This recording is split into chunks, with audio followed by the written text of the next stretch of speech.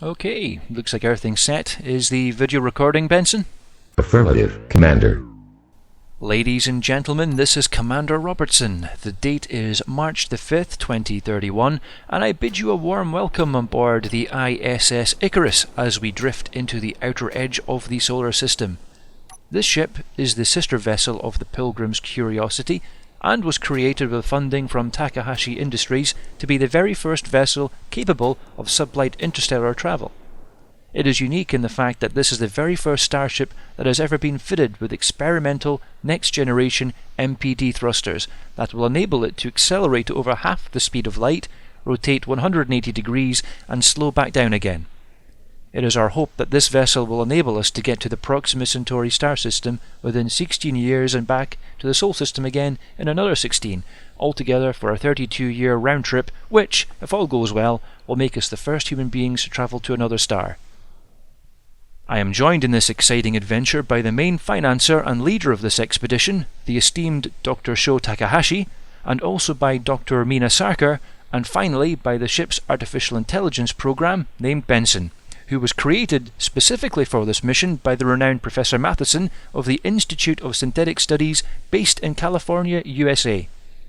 I've decided to record all this in the hope that one day someone will see it and enjoy watching this small clip of history in the making. Right now, we're just making final preparations to enter Cryo-sleep for the long journey to Proxima Centauri, but I thought I'd give everyone just a quick tour of the ship before this happens. And since we're already here, we'll start off with the bridge. This is where I spend most of my time involved with the ship's navigation and also checking to make sure that all the ship's vital systems are working within operational parameters. As you can see, the windows up ahead have got a metal blast grating on it. These can be closed at any time. Along with the ship's magnetic shielding, these protect us and this cabin in particular against high-speed particles and micrometeorites, just to make sure that there's no hull breach. And so far it seems to have done its job.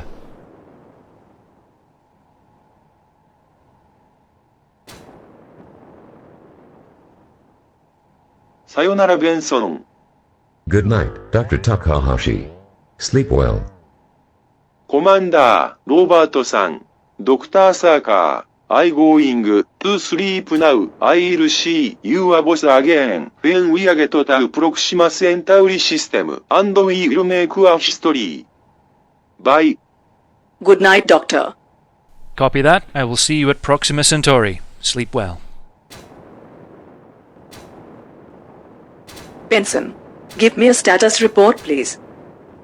All systems are fully operational, and reactors 1 through 4 are running within acceptable levels. There is, however, a slight fluctuation with the solar collectors. Given our distance from the Sun, that is to be expected. Solar collector power levels are still within nominal ranges and shouldn't affect the outcome of this mission. Thank you. That will be all, Benson. Commander Robertson, are you able to check that before you sleep? I certainly can, Dr. Sarkar. I'll go out on EVA, give the ship a quick once-over, come back, run a system check just to make sure everything's okay, and then I'll head off to Cryo-sleep myself. Okay, that's good. Just don't stay out too long, alright? No sweat. I'll be 5 minutes at the very most. Besides, I've got Benson looking after me. I'll be just fine. Robertson out. Benson, can you power up cryopod number 2 now? Of course, Doctor. Please give the pod 2 minutes to start up, then wait until all readings are in the green. Thank you, Benson. Sorry for the background chatter there, guys. That's just my colleagues communicating with myself and the ship's AI that they're about to enter cryostasis. Hopefully they won't be too much longer. And this is the engineering section, where this console also serves as a backup console from the bridge, so we can access all the main ship functions from here as well if necessary, including the repair drone bay, which is just downstairs, but I'll go into that in a bit more detail later on.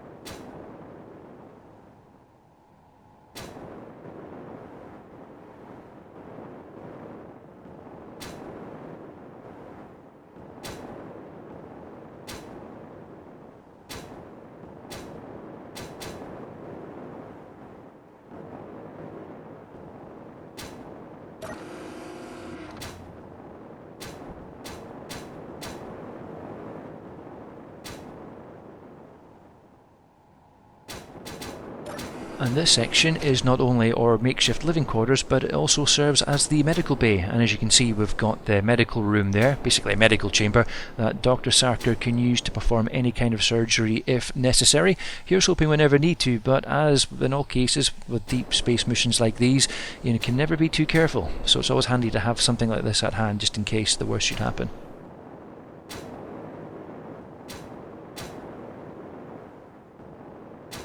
This is Dr. Sarkar. We are entering stasis. I'll see you later, Bruce.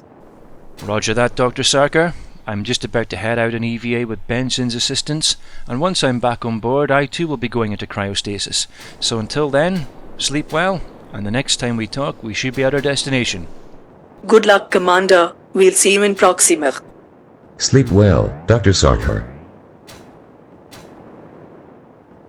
Benson, why don't you introduce yourself to my viewers and let them know what it is that you do on the ship, and of course your vital role on this mission. Hello, I am Benson. I am a third-generation semi-autonomous artificial intelligence unit. I monitor and control all the major functions on this vessel. You're being too modest, Benson. What he means to say is that he is actually responsible for the safety of this crew, and he can actually revive us from cryo-sleep at a moment's notice if anything goes wrong.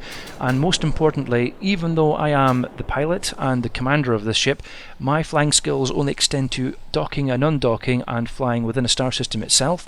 To traverse the great distances between the solar system and Proxima Centauri, which is more than 4 light years, we need Benson in order to make those calculations for us and the adjustments in flight as necessary.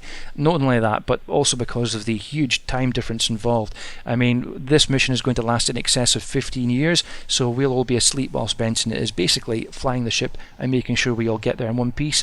And once we arrive, deploy the beacon, and Doctors Sarker and Takahashi conclude their experiments, it means that he can repeat the process in reverse and get us back home again to the solar system safely. Isn't that right, Benson? That is correct, Commander. My primary function is to ensure the safety of this crew and navigate the Icarus successfully to Proxima Centauri and then back to Earth again. I am also able to create an inferior instance of myself on each of your spacesuits on board computers. This enables me to provide on-the-spot assistance while on EVA. That's right. In layman's terms, what this means is that he is able to create another version, a more basic version of himself on our spacesuit's personal computers. This means that he is able to come with us whenever we go on an EVA or on board another space station, and if the Icarus ever goes out of radio range, it means he's always going to be there with us to give us advice or guidance as it's needed, and whenever we come back onto the ship again, he can just delete that instance after re-uploading himself onto the mainframe and assimilate all the data and information that we basically had during that mission, including everything we saw and heard, and use it for later reference, which is actually a really cool feature.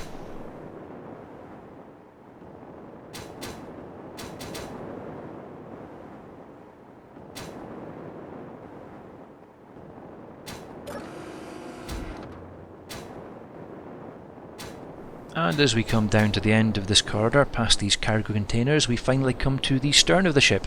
And here we have the 2 cryostasis chambers where Doctors Sarker and Takahashi are currently in hibernation. These chambers are actually filled with the fluid. You're suspended in it, and you also breathe in an oxygenated fluid after you're put to sleep. Basically, it enables you to live longer because it slows down your metabolism, and also withstand the extreme G-forces which you're subjected to when the main engines actually engage and accelerate us. I think it's over 30 Gs, if I remember correctly. So yeah, a normal human being can't withstand that. So we need these to survive the journey to Proxima Centauri and back to Earth again.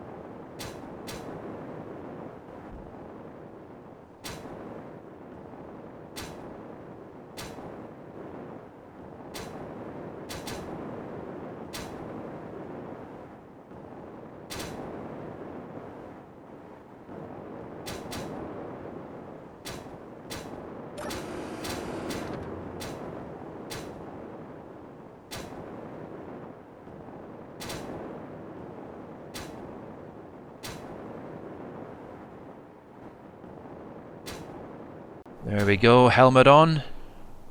Just cycle the airlock, and soon I'll be back out into the empty void of deep space. Wonderful.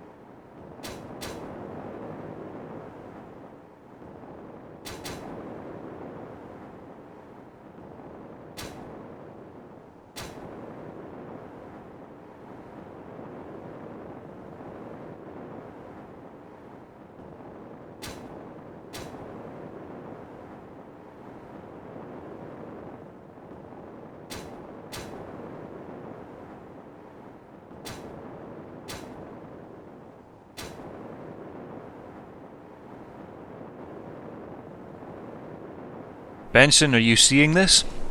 It looks like the solar panel up ahead has been damaged. Well, I guess that explains the power fluctuations. I agree, Commander.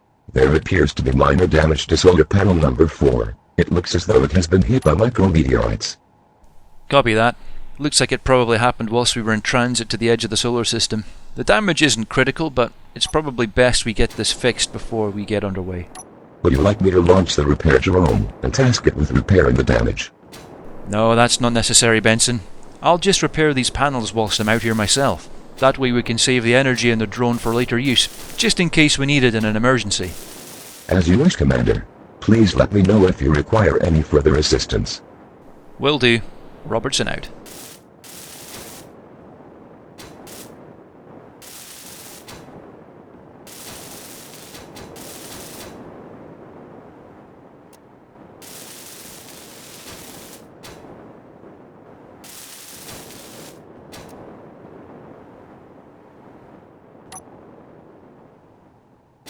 And there we go. Good as new. Benson, that's the solar panel repaired. I'll be heading in shortly. Well done, Commander. Why, thank you, Benson. You're too kind. You're welcome. Ha! If I didn't know any better, I'd say that was a rather dry attempt at humour there. Now, while Benson isn't actually self-aware, he has been programmed to simulate having a human personality to some extent, and that sadly includes humour. As for how good it is, well, I guess it's something we're going to find out eventually. In fact, Benson, that's the kind of name that you give an English butler or a pet dog. It's far too formal. I prefer Ben. In fact, let's change it. Benson, from now on, respond to the names of both Ben and Benson. Please acknowledge. Acknowledged, Commander. I will now respond to both Benson and Ben as my recognized name. A good choice, sir, as it has 3 fewer letters and thus more efficient. Oh, Dr. Takahashi is not going to be impressed. He'll be like, "Oh, you should not have modified the artificial intelligence. Shame for display."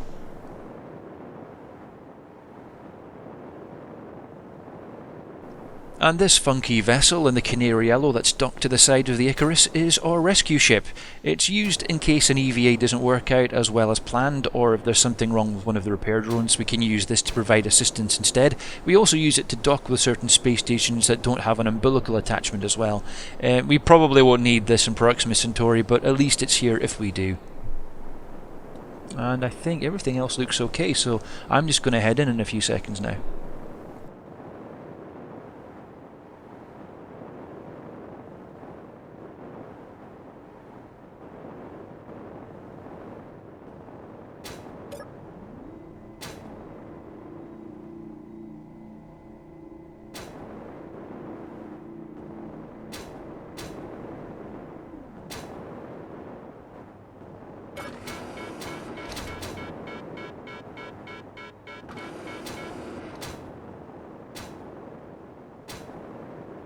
There we go, Ben. EVA completed.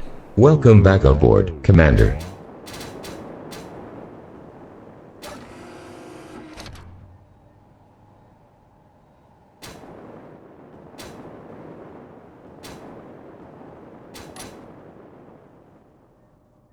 Okay, I'm just going to do one last systems check before I go into cryo, just to make sure everything's okay. The course is set, navigation's responding properly, just to make sure that everything's all set to go so that when Ben takes over he can continue the flight to Proxima Centauri. Yeah, I mean everything looks fine. Yep.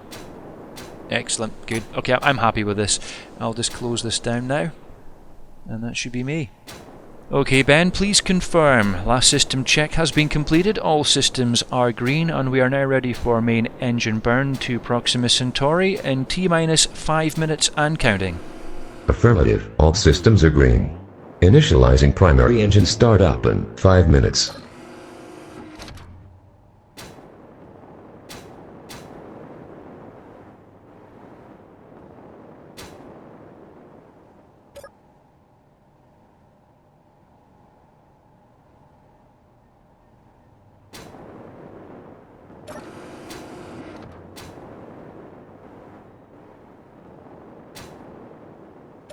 Okay, time to get into the cryopod, suspended in fluid in a state of hibernation for the next 15 plus years. It's necessary for the long duration because we don't have enough supplies to survive this long, and also the fact that the acceleration would probably kill us anyway, so yeah, here we go. Ben, this is Commander Robertson. I'm about to enter cryostasis. When we all awake, we should be at our destination, and I look forward to seeing you there. Good luck. Thank you, Commander. Sleep well. The next time we speak, we will all be in Proxima Centauri. Roger that. This is Commander Robertson, signing off.